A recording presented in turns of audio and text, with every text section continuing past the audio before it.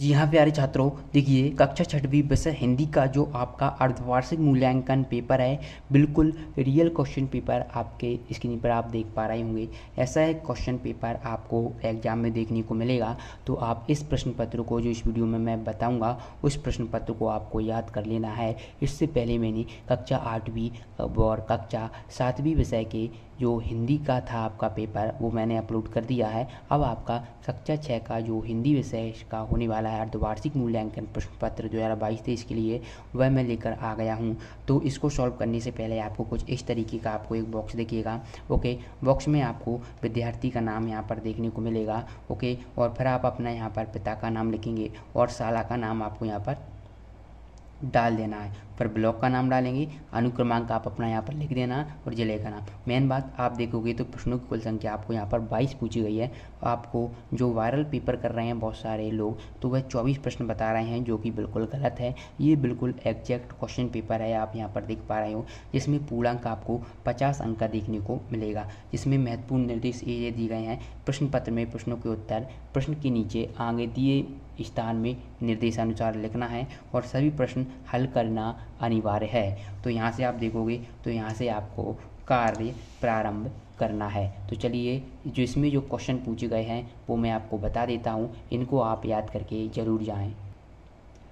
तो सबसे पहले आप देखोगे बहुविकल्पी प्रश्न 1 से प्रश्न क्रमांक 1 से 10 तक आपको बहुविकल्पी प्रश्न यानी कि एक एक नंबर के प्रश्न मिलेंगे। ओके, तो ये ध्यान रखना, ये आपको निर्देश दिए गए हैं। प्रश्न को पढ़कर नीचे दिए गए विकल्पों में से सही विकल्प चुनकर लिखिए। तो चलिए हम देखते हैं किस तरीके से आपको इन प्रश्नों को सही विकल्प चुनकर लिखना है।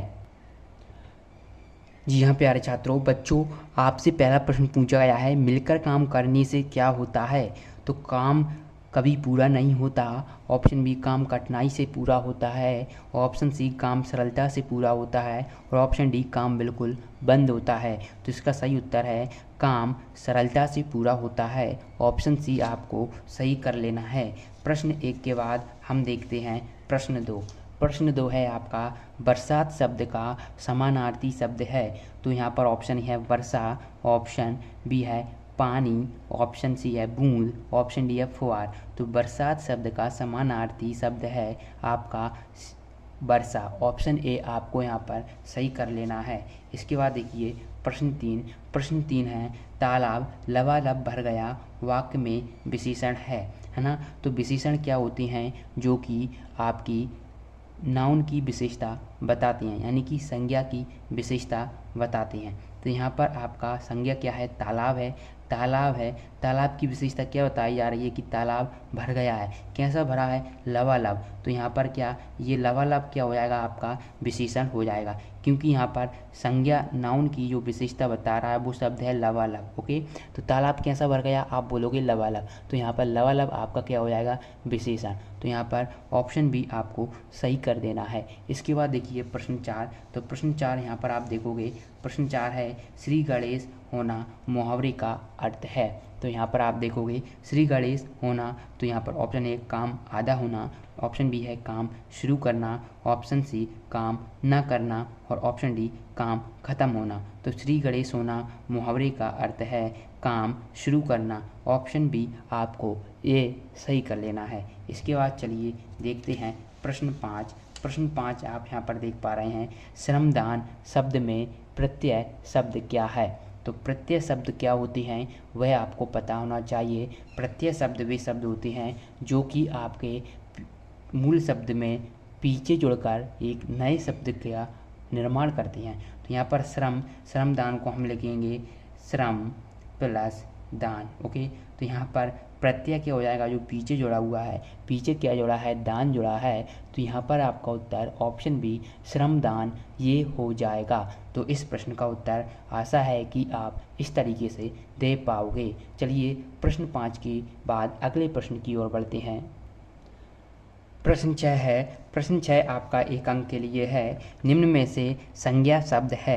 तो संज्ञा शब्द क्या होती है वह आपको पता होना चाहिए। आपने पढ़ा होगा किसी व्यक्ति, वस्तु या स्थान के नाम को हम संज्ञा कहते हैं। तो यहाँ पर उसका तो ये संज्ञा नहीं है। ओके, तो उसका क्या है यहाँ पर आप जानते हैं, ये आपका सर्वनाम है क्योंकि उसका हम प्रयोग करते हैं संज्ञा के स्थान पर। जबकि जाना, जाना क्या होता है, एक क्रिया है, आपने इंग्लिश में पढ़ा होगा, गो यानी जाना, गो यानी कि वर्ब होती है। इसके बाद है ऑप्शन डी मीठा, तो ये भी नहीं होगा क्योंकि जो ऑप्शन डी मीठा है वो यहाँ पर आपकी विशेषता बताएगा, विशेषता बताने के लिए यूज किया जाएगा। जबकि जबलपुर, जबलपुर किसी स्थान का नाम है, इसलिए आप यहाँ पर करोगे निम्न में से संज्ञा शब्द है, तो इसका आपका ऑप्शन बी जबलपुर सही हो जाएगा।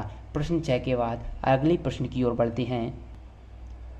यहाँ पर प्रश्न 6 के बाद प्रश्न 7 है, निम्नलिखित में से नदी शब्द का एक बहुवचन होगा।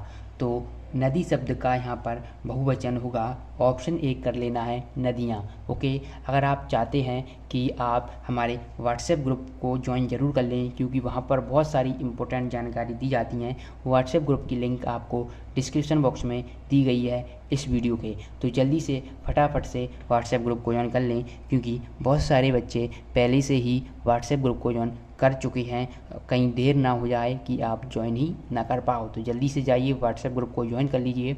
ये प्रश्न 7 है। इसके बाद प्रश्न 8 देखें। प्रश्न 8 आप यहाँ पर देख पा रहे होंगे कि खून खौलना मुहावरे का सही वाक्य प्रयोग होगा। तो पतीले में खून खौल रहा है, और ऑप्शन बी है क्या खून कभी खौलता है, ऑप्शन सी है अंग्रेज़ों को देखकर लक्ष्मीबाई का खून खौल गया, और ऑप्शन डी है खून को खौला कर देखना चाहिए। तो खून खौलना मुहावरे का सही प्रयोग होगा, अंग्रेज़ों को देखकर लक्ष्मीबाई का खून खौल गया। तो प्रश्न 8 का उत्तर इस तरीके से आपको देना है। तो जी हाँ, अब हम देखते हैं प्रश्न 9, विद्यालय में बाल कैबिनेट का गठन किया जाता है। तो विद्यालय में बाल कैबिनेट का गठन किसके द्वारा कैसे किया जाता है, तो क्यों किया जाता है, ये बताना है। तो विद्यालय में बाल कैबिनेट का गठन ऑप्शन ए है यहाँ पर है समाज सुधार के लिए, जन कल्याण के लिए, ग्राम पंचायत के लिए, विद्यालय की बेहतर व्यवस्थाओं के लिए। तो ये 1 अंक के लिए आपका क्वेश्चन है। तो जो विद्यालय में बाल कैबिनेट का गठन किया जाता है वो विद्यालय की बेहतर व्यवस्थाओं के लिए किया जाता है। इसका आपका सही आंसर होगा ऑप्शन डी। इसके बाद यहाँ पर प्रश्न 10 है, ये आपका 1 से 10 तक का ये 10वां प्रश्न है। छत्रपति शिवाजी पाठ के आधार पर शाहजी शिवाजी को लेकर गए थे। तो ये आपका जो पाठ है उसके आधार पर शाहजी कहाँ लेकर गए थे, तो दिल्ली दरबार में, ग्वालियर दरबार में, बीजापुर दरबार में और आगरा दरबार में। तो इस प्रश्न का उत्तर आपको कमेंट बॉक्स में देना है। हम भी देखना चाहते हैं कि आप लोग कुछ पढ़ते भी हैं या नहीं। चलिए, यहाँ से आपके 10 के 10 ऑब्जेक्टिव कंप्लीट हो गए हैं। अब हम 11 से देखिए, जो आपका यहाँ पर देखोगे लघुत्तरीय प्रश्न है। प्रश्न 11 से 20 निर्देश दिए गए हैं, नीचे दिए गए प्रश्नों के उत्तर 2 से 3 वाक्यों में दीजिए। तो ये आपको 2 से 3 वाक्यों में देना है क्योंकि अब आज से यहाँ से 11 से 20 तक आपको 3 अंक के क्वेश्चन पूछे जाएंगे। तो चलिए, इससे पहले मैंने बता दिया है व्हाट्सएप ग्रुप को जल्दी से ज्वाइन कर लो।